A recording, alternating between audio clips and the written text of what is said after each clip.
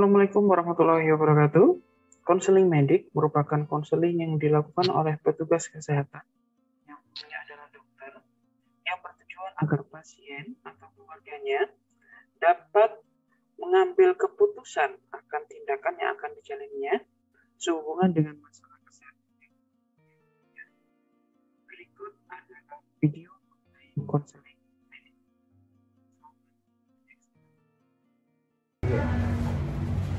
Selamat siang Bu, perkenalkan saya Dr. Niken yang berjaga di klinik ini. Apakah benar dengan Ibu Yani ya? Benar dok.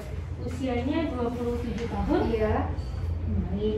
Untuk pekerjaan sehari-hari sebagai apa Bu? Ibu rumah tangga dok. Baik. Untuk tempat tinggal saat ini dari mana? Di Kampung Baru dok. Yang baru. Baik.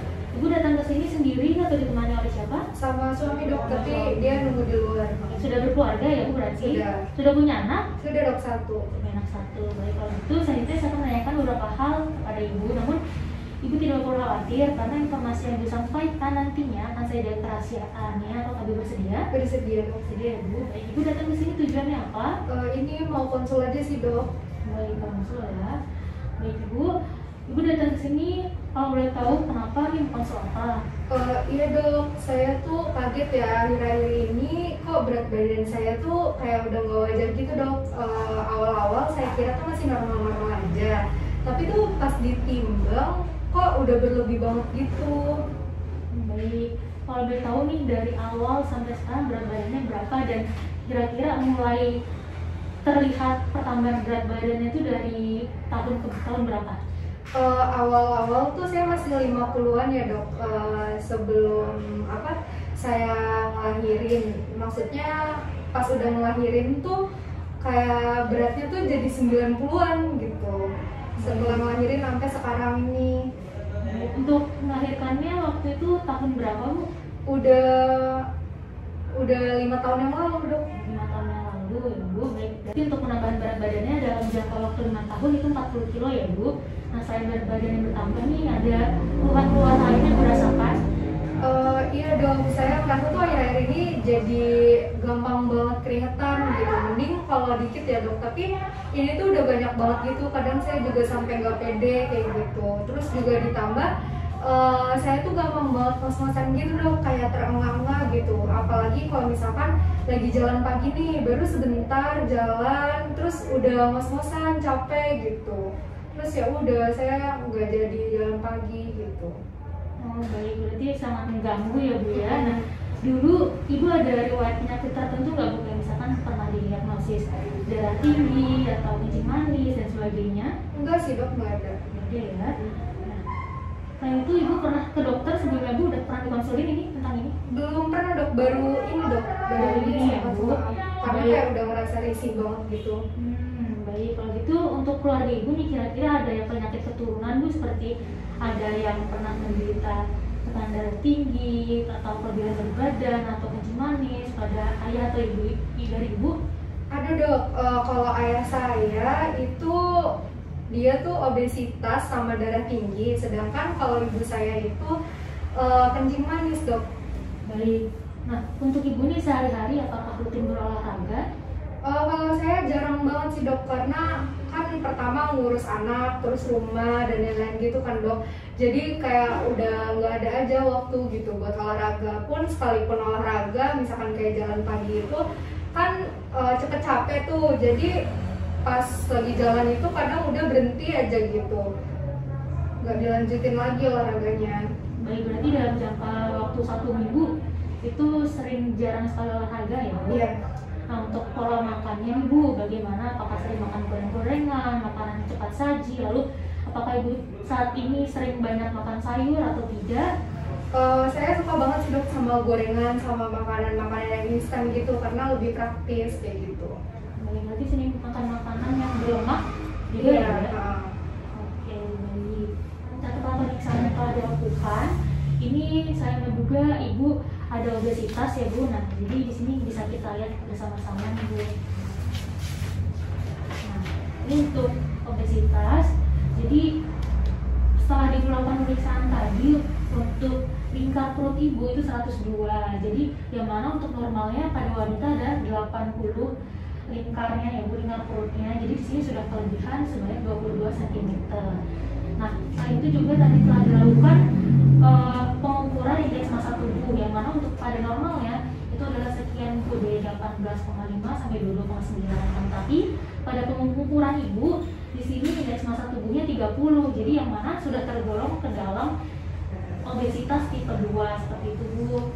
Nah, selanjutnya di sini untuk obesitas sendiri itu ada faktor-faktor yang mempengaruhinya. Nah, di sini kita bisa lihat Bu, contohnya seperti gaya hidup. Nah, di sini dari Ibu sendiri tadi sering makan gorengan, makan yang berlemak, setelah itu aktivitasnya kurang, sering makan yang instan juga ya Bu. Nah, itu sangat berpengaruh kepada obesitas ini. Selain itu juga bisa dikarenakan faktor keturunan, yang mana Ibu tadi menjelaskan bahwa dari ayah Ibu itu menderita kelebihan berat badan juga ya Bu. Nah, itu bisa menurun karena faktornya sendiri ada 40-50% dari orang tua itu bisa menurun kepada anaknya apabila obesitas. Nah, selain itu juga bisa dikarenakan stres dan juga dari obat-obatan atau hormon.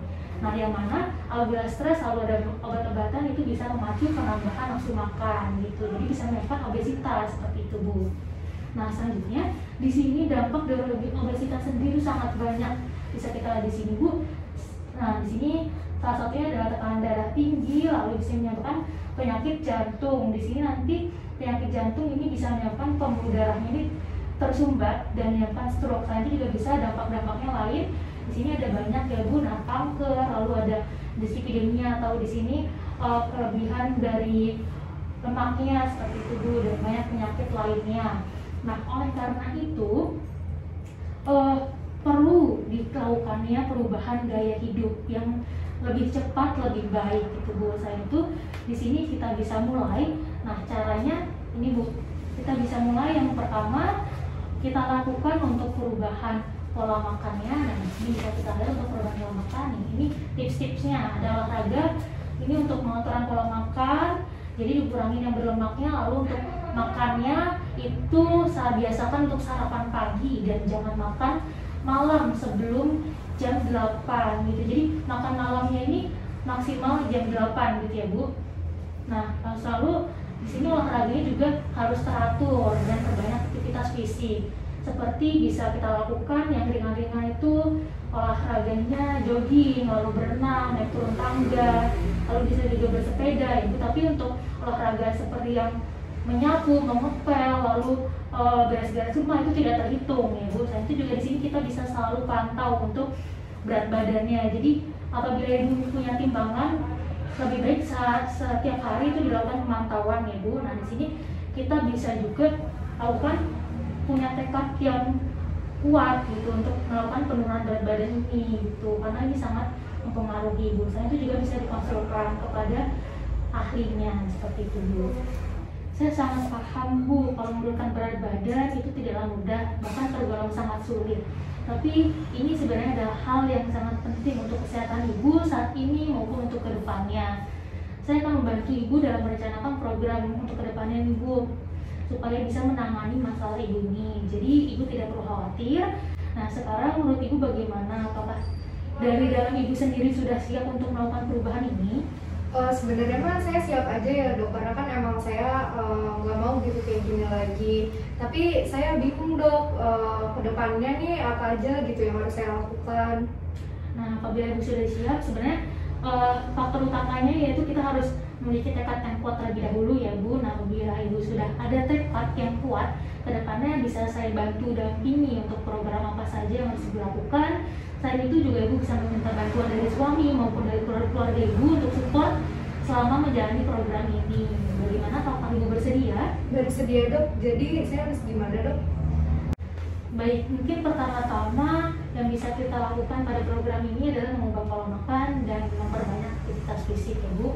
Nah, di sini kita bisa lihat ini untuk gizi seimbangnya dalam sehari-hari bagaimana. Lalu di sini kita bisa membedakan pola makan yang sehat dan tidak sehat.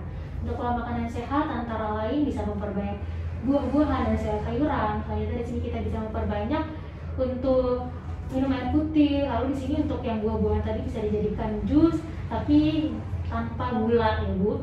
Nah, di sini kita juga bisa mengurangi untuk pemakaian minyak, pemakaian garam seperti itu.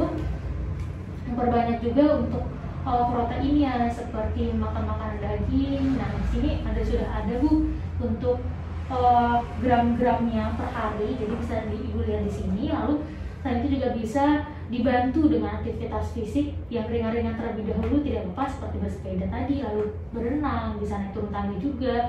Di sini diusahakan rutin selama 3-5 kali dalam 1 minggu. Nah, setiap olahraganya itu bisa jangka waktunya atau durasinya 40 menit, ya Bu. Nah, di sini Ibu bisa kurangi Ibu, atau bahkan Ibu bisa hindari dulu untuk fast foodnya, lalu makan goreng-gorengannya, lalu minum minuman soda, lalu jajanan lain yang bisa menyebabkan pertambahan berat badan pada Ibu, ya Bu.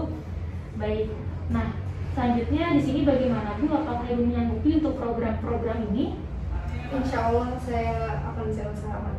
Baik. Selanjutnya mungkin kita buat jadwal untuk 1 bulan ke depan ya Bu. Nah, di sini mungkin ini untuk jadwalnya 1 bulan ke depan. Ini untuk manfaatnya juga kita bisa berikan kepada Ibu biar bisa Ibu baca di rumah, bawa pulang aja nggak apa-apa. Jadi di sini untuk 1 bulan ke depan sudah tersedia Bu, tapi apabila Ibu ada yang berhalangan bisa kita sesuaikan kembali, tapi harapannya bisa sesuai dengan yang dijadwalkan ini ya Bu. Nah sekarang sudah tanggal 8 November, 1 bulan ke depan berarti tanggal 8 Desember Ibu bisa datang ke sini lagi, kita bisa lihat perkembangannya, kita cek berat badannya apakah terdapat penurunan, lalu kita bisa rencanakan juga untuk program selanjutnya. Baik Dok. Baik, Ibu ini bisa kita sesuaikan juga ya Bu. Nah di sini Ibu juga boleh nih minta bantuan kepada keluarga Ibu maupun suami Ibu untuk mengingatkan jadwal-jadwal ini. Bagaimana Bu? Apakah ada yang ingin ditanyakan?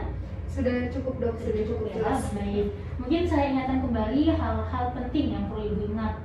Jadi untuk obesitas ini Bu merupakan penyebab dari berbagai macam penyakit Bu. Nah salah satunya adalah penyakit jantung yang bisa menyebabkan stroke bahkan kematian, sehingga sangat diperlukan perubahan pola hidup segera mungkin, contohnya seperti pola makan, pola tidur, pola aktivitas dan yang lain-lainnya. Nah perubahan ini sebenarnya memang sulit ya Bu, tapi Ibu bisa lakukan secara bertahap dan juga rutin. Bagaimana Bu? Apakah masih ada yang dibingungkan? Sudah jelas Dok. Terima kasih banyak Dok. Sama-sama Bu, semoga tercapai ya Bu target kita untuk 1 bulan ke depan. Saya dibuka. Ya.